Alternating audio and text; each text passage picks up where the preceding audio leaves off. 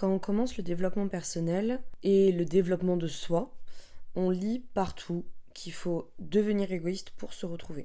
Sauf que être égoïste dans un monde où on vit en société, ça peut être compliqué, mais surtout ça a toujours été diabolisé. Pourtant, je pense sincèrement que penser à toi, ça peut réellement nous rendre heureux et c'est vraiment une clé au bonheur. Mais attention, comment penser à soi sans tomber dans l'égoïsme égocentré?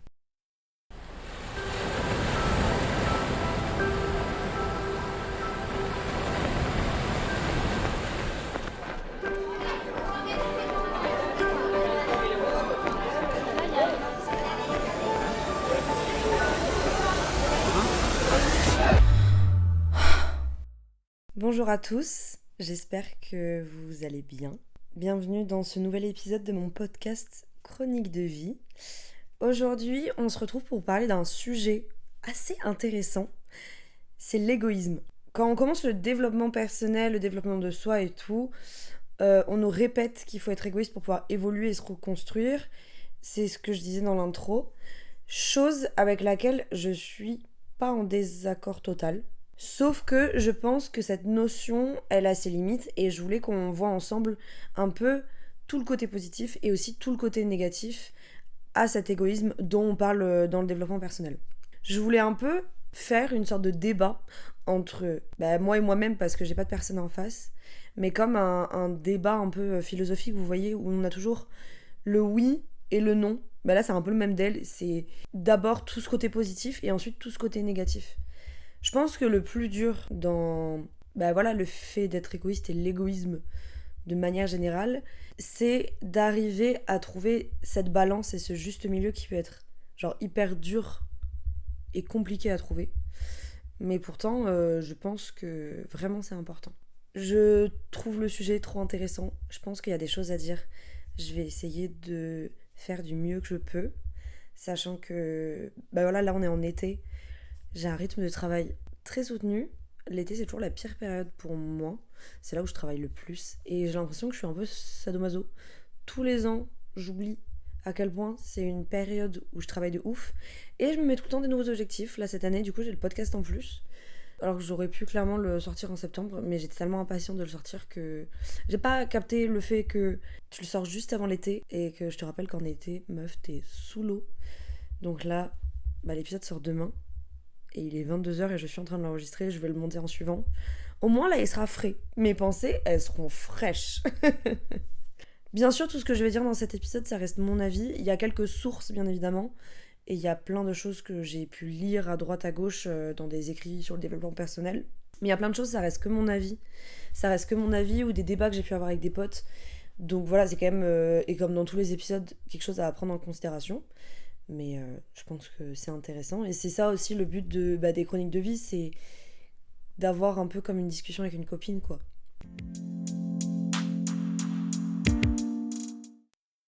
Déjà pour commencer, on va se définir ensemble l'égoïsme.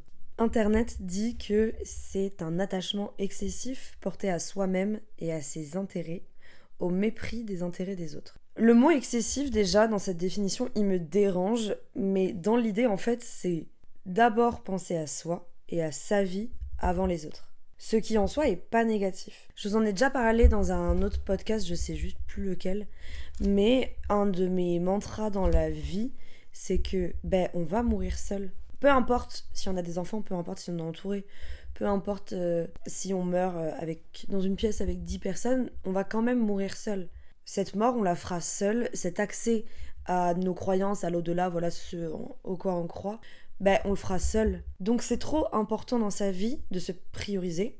Et je pense que c'est comme ça qu'on atteint un épanouissement personnel. C'est quand on fait les choses pour soi et pour soi-même se rendre fier, soi-même se rendre heureux. Parce que être fier de soi, c'est tellement gratifiant. Reconnaître ses propres qualités, reconnaître les bons caractères qu'on a, reconnaître les belles choses qu'on fait dans la vie, se donner les moyens pour, c'est trop gratifiant d'être fier de soi-même. Pour se protéger, pour s'écouter. On peut l'apprendre. Il y a parfois des gens, je dis ça parce que notamment moi, on grandit et on n'apprend pas à s'écouter. on fait toujours passer le bonheur des autres avant soi. Et réapprendre à s'écouter, réapprendre à en fait, se protéger, réapprendre à qu'est-ce qui est important pour moi, ça s'apprend que si on pense à soi. Que si on fait passer d'abord ses besoins en priorité. Que si on fait passer sa vie en priorité en fait. Ce mot d'égoïste, il a toujours été diabolisé. Quand on grandit, en général, on nous inculque qu'il faut pas être égoïste, qu'il faut aider cette mamie à passer le passage piéton. Il faut ramasser les courses de cette personne qui a la jambe cassée. Il faut aider son prochain, et ça, je suis complètement d'accord. Quand on est gamin, par exemple, on nous dit tout le temps, et franchement, on doit entendre, je pense, tous nos parents qui nous ont dit ça, mais prête tes jouets. Mais oui, on nous apprend à ne pas être égoïste, parce qu'être égoïste, ça a été tellement diabolisé. Sauf que l'égoïsme mental, l'égoïsme de ses propres besoins, il est primordial pour avancer. Et tout particulièrement lorsqu'on fait des thérapies, tout particulièrement lorsqu'on est en train de régler des blessures, j'en sais rien, des blessures d'abandon, des blessures du rejet. Quand on est en thérapie, moi par exemple, dans ma thérapie, c'est quelque chose que j'apprends énormément à faire, c'est à moi apprendre à me faire passer en priorité. Et ça, ma psy, c'est un truc qu'elle me dit souvent, c'est ce truc de mais c'est ok de penser à toi d'abord. Et toi, en fait, là, dans cette situation, toi, t'as besoin de quoi? Genre là, dans ce traumatisme que t'as vécu, toi, t'avais besoin de quoi? Et ce dont tu aurais besoin, il faut que tu l'appliques. Pour pas que ça te marque autant. Pour qu'aussi tu apprennes, en fait, à poser tes limites. Et à dire, non mais ça, c'est pas ok pour moi. Et on ne doit pas me marcher dessus. Je suis, moi, de base, une énorme people pleaser. J'en parlais avec ma sœur l'autre jour, parce qu'elle est comme moi. Et c'est vrai qu'on a une tendance à faire passer les besoins des autres avant nous, et à vouloir que les gens autour de nous, ils soient toujours bien. Et c'est un peu, je pense que c'est un peu quand même ce truc de, inconsciemment ou consciemment d'ailleurs, on veut que les gens nous aiment. Et en se disant et en voulant faire passer leurs besoins avant les nôtres, on va se dire qu'ils vont nous aimer forcément. En fait non, les autres ils nous aiment d'autant plus quand on sait qui nous on est et où on fait passer nos besoins avant eux. Et on dit ok pour t'aider, ok pour t'épauler, mais moi en fait je suis fatiguée. Moi en fait là j'ai besoin de me reposer, j'ai besoin de prendre un temps pour moi. On se voit demain quand je serai à 100% disponible pour toi, mais là si je te vois maintenant, émotionnellement, mentalement, je serai pas disponible à 100%. Et la personne en face, elle ne pourra que te remercier de vouloir que tu sois disponible à 100% pour elle et pas à 50%. J'ai toujours voulu satisfaire les besoins des autres. J'ai toujours voulu que les autres soient ma priorité. Je me suis tellement perdue là-dedans qu'en fait j'en oubliais que être là pour les autres, il faut d'abord être là pour soi. C'est de la pratique, ça s'apprend. C'est très dur. Au début, c'est vraiment très dur. Ce truc de dire non. Apprendre à dire non en fait. Apprendre à dire j'ai besoin moi d'abord de poser mes limites. J'ai besoin moi d'abord de savoir ce que je veux, de me reposer, de là, énergétiquement, émotionnellement, c'est trop lourd pour moi. Je comprends que tu as de la peine, je comprends que tu es en train de vivre quelque chose qui est dur pour toi, mais moi là, c'est en train de m'épuiser toute mon énergie. On fait une pause, on reprendra un autre jour. Bien sûr, la personne en face, ça va lui faire de la peine, c'est normal, c'est humain. Elle avait besoin que tu sois là à 100% pour elle. Mais là, en fait, t'es pas là à 100% pour elle. Et c'est légitime de ta part de dire j'ai besoin de, moi là, me retrouver seule, me ressourcer, pour pouvoir être à 100% là pour toi. Et c'est complètement légitime. Et ça s'apprend. C'est dur à faire, mais ça s'apprend. Parce que la vie est un miroir. Nos relations sont un miroir de nous-mêmes. Tu dois être bien avec toi-même, tu dois t'aimer pour pouvoir attirer le bien autour de toi, pour pouvoir, à ce qu'on t'aime en fait, pour pouvoir attirer des bonnes personnes autour de toi. Et dans tous les cas, ça marche mieux comme ça, car on le ressent quand une personne est bien. Les gens autour de nous le ressentent quand nous, on est bien. On rayonne plus, on attire, on a une énergie de façon qui ne ment pas. Donc en général, c'est quelque chose qui plaît, c'est quelque chose qui attire. Toutes nos relations, il faut s'aimer pour être capable de recevoir de l'amour des autres. Pour pouvoir être bien avec les autres, pour pouvoir attirer des relations saines à soi, il faut d'abord penser à soi et être bien dans ses projets avec sa vie. C'est vraiment ce mantra dans ta tête, du positif attire le positif. Comme je disais avant, j'ai toujours diabolisé l'égoïsme. Par l'éducation, on diabolise l'égoïsme. Mais je suis toujours d'avis quand même que c'est un des pires traits de caractère que quelqu'un puisse avoir. Maintenant, dans mes relations, c'est vraiment quelque chose... Si je vois que la personne elle est égoïste, si je vois qu'elle aide pas son prochain, si je vois qu'elle va laisser la mamie dans la rue galérer, c'est un énorme red flag pour moi. Ça, c'est un truc qui ne passe pas. Par contre, même si je reste d'avis que l'altruisme, c'est primordial, j'adore les gens qui pensent à eux. J'adore mes amis qui me disent, écoute, non, là, ce soir, on va pas boire un verre. Je suis fatiguée, j'ai envie de prendre du temps pour moi, j'ai envie de me regarder ma série, de me poser avec ma nourriture préférée, on se verra demain. Et bien, ces gens-là, c'est des gens que j'adore parce que ils vont vouloir me voir quand ils seront pleinement eux. Et ça veut dire qu'ils veulent des moments de qualité avec moi. Ça, c'est quelque chose que j'adore. Et moi, maintenant, c'est quelque chose que je fais aussi. De dire, ouais, je sais que t'avais envie qu'on se voit, mais on se verra un autre jour, là. Je suis pas à 100%, je le sens, et je suis fatiguée, j'ai besoin de me reposer. Et c'est le meilleur cadeau qu'on puisse faire à quelqu'un, et c'est le meilleur aussi cadeau qu'on puisse faire à soi. C'est dire, là, ça, c'est mes limites. Je suis pas capable, et je décide de m'écouter. Et c'est génial. Ça, j'adore autour de moi mes potes qui font ça. Et j'adore faire ça moi aussi d'ailleurs. Mais c'est quelque chose que j'ai appris. Au début, j'avais vraiment du mal à faire ça. Et c'est notamment une copine de là où j'habite qui m'a appris à faire ça. Parce qu'elle, elle est très comme ça. Elle se priorise. C'est son sport qui est important. Sa séance de sport, elle sait que c'est important pour elle. Oui, on avait prévu de se voir, mais on se verra après ma séance de sport. C'est important pour moi. Et je te verrai après. Sinon, quand je vais te voir, je vais être frustrée. Sinon, quand je vais te voir, je sais que ça va me gratter les veines. Donc on se verra quand je serai disponible mentalement à 100% pour toi. Et c'est génial, c'est absolument génial. Être égoïste, ça permet de se connaître, de fixer ses limites et de s'aimer seul comme accompagné. L'image que je donne, elle est donc la bonne. Parce que c'est pas une fausse version de soi. On a appris à poser ses limites, on a appris à dire non. Donc l'image qu'on donne, c'est 100% l'image de nous-mêmes. On doit s'aimer d'abord de la bonne manière pour pouvoir donner un bon amour aux autres en fait. Et on a besoin de penser à soi et de savoir qui on est pour y parvenir. Quand on est égoïste, on sait replacer le jeu.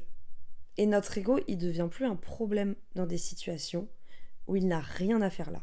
L'ego, il existe pour une raison. L'ego, il existe parce que il va nous amener à la réussite. Mais l'ego, attention, s'il est mal placé, ça peut être notre perte également. Et quand on est bien avec soi-même, quand on est bien dans nos baskets, quand on est bien dans sa vie, quand on est bien avec, en fait, la personne avec qui on est, l'ego, on sait lui dire, hop, toi je te mets de côté. Et on replace le jeu dans les discussions. Parce qu'on n'a pas de problème d'ego, on n'a pas de problème à toujours vouloir se mettre en avant parce qu'on sait qui on est en fait. J'ai lu quelque part quelque chose que je trouvais hyper intéressant et dont je voulais parler dans ce podcast. C'est que quand on est enfant, on est égoïste. Un être humain qui naît et qui est enfant, il est par affiliation égoïste. Et il en a besoin pour apprendre à vivre dans ce monde et pour apprendre à évoluer pleinement. C'est le propre de l'enfant, pour pouvoir grandir sainement. L'enfant, il ne voit la vie que par son prisme et pense que toute la vie tourne autour de lui en fait. Il en a rien à faire. Ton enfant, il en a rien à faire de tes problèmes de travail, de voiture, de tes angoisses. Donc ça sert à rien de lui appliquer, ça sert à rien de vouloir lui faire comprendre. Parce que c'est un prisme qu'il ne peut pas comprendre. Ça fait pas partie de son environnement, ça fait pas partie de son cercle. Son monde à lui, il est réduit à sa maison, son école, ses habitudes, les gens qu'il aime. Donc en fait, la crise que ton enfant va faire dans le supermarché parce que tu lui as dit non pour acheter ce gâteau qu'il voulait, sa crise, elle est légitime. C'est un énorme chamboulement pour lui. C'est un énorme chamboulement dans son monde. Ça te paraît rien pour toi. Ce gâteau où on te dit non, t'as une tendance à lui dire mais ça va pas faire une crise comme ça pour un gâteau. En fait, dans sa perception des choses et dans sa perception du monde, pour lui c'est énorme. Pour lui c'est énorme parce qu'il n'a pas du tout cet aspect du monde que toi t'as. Son monde il est hyper réduit, donc ce gâteau dans son monde, il prend une place énorme. C'est à toi de le rassurer, de lui dire c'est légitime que tu sois en colère, c'est légitime que tu sois déçu, que tu sois triste, c'est normal. Tu voulais ce gâteau, on te le donne pas, c'est normal. Par contre, c'est pas avec ta crise que je vais te le donner. Malheureusement, dans la vie, on n'obtient pas toujours ce qu'on veut. Et je suis désolée. Je reste là pour un câlin, je reste là pour un bisou. Si t'as envie de parler, je suis là. Si t'as envie de pleurer, je suis là. Mais tu n'auras quand même pas ce gâteau. C'est apprendre à son enfant aussi ce qu'est la frustration, parce que dans la vie, on n'aura pas toujours ce qu'on veut. On peut pas tout donner à quelqu'un. Ce gâteau, tu l'auras. Si tu te donnes les moyens pour, si tu économises ton argent de poche, tu pourras l'avoir. Ça te fera une carotte. Mais moi, je ne peux pas te le donner. Et c'est ça, en fait, c'est remettre, c'est en fait apprendre à l'enfant qu'on n'a pas toujours ce qu'on veut, malheureusement dans la vie, mais qu'on reste là, émotionnellement disponible. Et j'ai trouvé ça hyper intéressant. Parce que quand on commence le développement de soi, on nous demande d'être égoïste. On nous demande de replacer cette barre d'égoïsme et l'enfant, pour évoluer, a besoin d'être égoïste. Dans le développement de soi, quand on se relève, quand on veut devenir une nouvelle personne, quand on veut évoluer, on se doit d'être égoïste pour ça.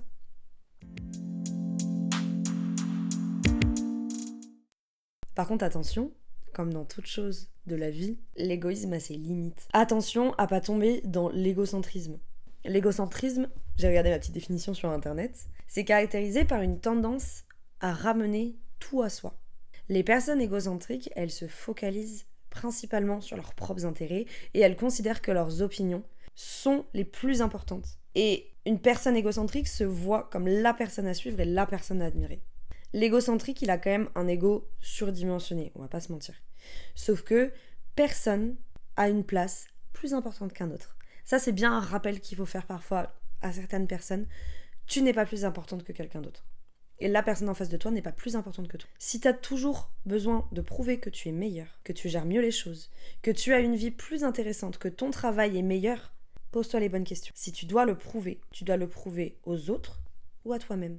Et comment tu t'estimes? Quelle est ta valeur à tes propres yeux si elle est menacée par la première personne qui va raconter une histoire? Si, quand une personne en face de toi raconte quand elle avait, j'en sais rien, réparé sa voiture au milieu de nulle part, que toi tu dois renchérir en disant oh, non mais attends, mais moi quand je suis tombée en panne au désert de je sais pas quoi, que j'avais pas d'eau, que j'ai dû attendre 4 heures, que j'ai réussi moi-même à réparer ma voiture, pourquoi tu as besoin, par ton histoire, lui faire sentir que son histoire est inférieure, que ton histoire est supérieure et que en gros tu es meilleur? Ben, c'est un problème d'ego, ça veut dire que tu dois prouver à l'autre que toi t'es meilleur, que toi ce que tu fais c'est mieux.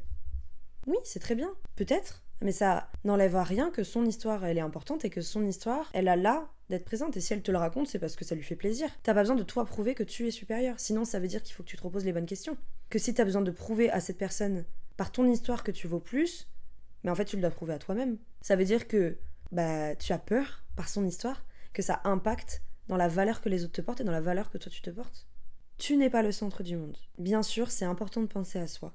Et c'est génial, mais il faut garder en considération que les autres aussi, ils ont leur vie, leurs problèmes. Donc, concentre-toi sur ta vie, mais ne pense pas qu'elle est supérieure. Ce n'est pas le cas. Donc, sois gentil avec les gens qui t'entourent, parce que tu ne sais pas ce qu'ils traversent. Et ça, c'est un truc que j'ai tendance à répéter souvent aux gens qui m'entourent. Soyez gentils avec les gens qui vous entourent. On ne sait pas ce que les gens traversent. Tu vas être dans un bus bondé. Laisse la personne passer. Laisse la personne descendre avant toi. Tu vas descendre de ce bus, c'est pas grave. Cette personne qui descend avant toi, ça se trouve, elle a passé une journée abominable. Ça se trouve, elle a passé un mois abominable. Et rien que ce signe de lui faire passer avant moi, il n'y a pas de souci. Mais elle, ça lui fait du bien. Toi, ça change rien. Tu vas descendre de ce bus. Mais la personne, ça peut être un peu cette étincelle dans cette journée morose. On ne sait pas ce que les gens traversent. Tes problèmes, ils sont pas plus importants que le voisin. Comme la personne en face, ses problèmes ne sont pas plus importants que les tiens. Ça n'enlève pas la légitimité de tes problèmes, bien évidemment. Mais il faut replacer le curseur. Il faut replacer le curseur dans oui, ta vie, il faut que tu la vives pour toi. Mais ta vie, elle n'est pas plus importante que quelqu'un d'autre. Et ça replace aussi tout ce truc d'ego que je racontais avant. On vit tous en société. On vit avec des humains constamment. On ne peut pas penser et vivre comme si on était seul au monde en société. Alors, soyons généreux les uns envers les autres. Soyons altruistes, aidons notre prochain. Ça, c'est un truc qui me rend ouf. Je trouve qu'aujourd'hui, les gens sont tellement égoïstes. J'adore les gens, comme je le disais en première partie du podcast, les gens qui sont égoïstes mentalement, les gens qui vont d'abord se mettre en priorité pour dire là j'ai besoin de repos, là j'ai besoin de me ressourcer. J'adore ces gens-là. Par contre, les gens qui sont égoïstes dans la société, c'est un truc qui me rend ouf. Les gens qui voient quelqu'un tomber dans la rue, qui ne l'aident pas.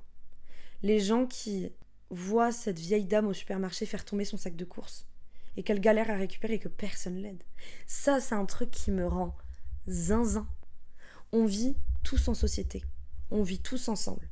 Si t'es pas capable de vivre en société, si t'es pas capable d'aider ton prochain, de vivre avec les autres, va vivre en autarcie dans la forêt. Mais alors t'as rien à foutre en société. Ça, c'est un truc vraiment qui me rend ouf. On vit tous sur la même terre. On vit tous avec les mêmes ressources.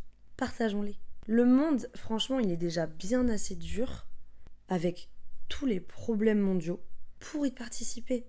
Sois la bonté et la jolie personne dans la journée de quelqu'un. C'est tellement beau. Fais toujours de ton mieux.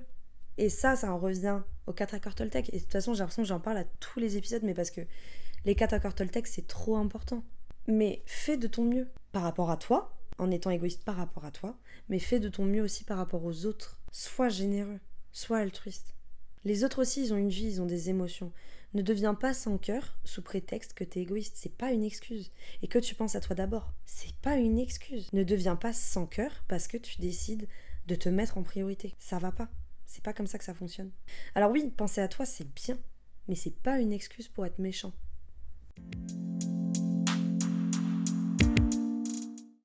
Cet épisode, il est terminé. Et j'ai adoré le faire parce que l'égoïsme, c'est vraiment un débat que j'ai en ce moment pas mal avec mes potes. Notamment dans cette dernière partie où je parlais de... je trouve que les gens, ils sont hyper égoïstes quand même autour de nous. Que les gens, dans les bouchons par exemple, les gens ne pensent qu'à eux. Ça va t'enlever vraiment 5 minutes de ta journée que de laisser passer le scooter qui est en interfile. C'est de la jalousie. C'est de la jalousie. Si t'es pas content, fallait t'acheter un scooter. Et t'aurais fait de l'interfile. Laisse-le passer. Laisse le mec passer qui s'insère dans le rond-point. C'est une voiture. T'es déjà coincé dans les bouchons. T'es plus à une voiture près. Tu vois. Et c'est un exemple, mais c'est un exemple parce que tous les matins je suis en scoot dans les bouchons et je vois les gens comment ils se comportent en voiture et ça me rend zinzin. Je trouve l'humain tellement égoïste. Même dans sa façon de se comporter au supermarché. Dès qu'il peut te doubler, il va doubler.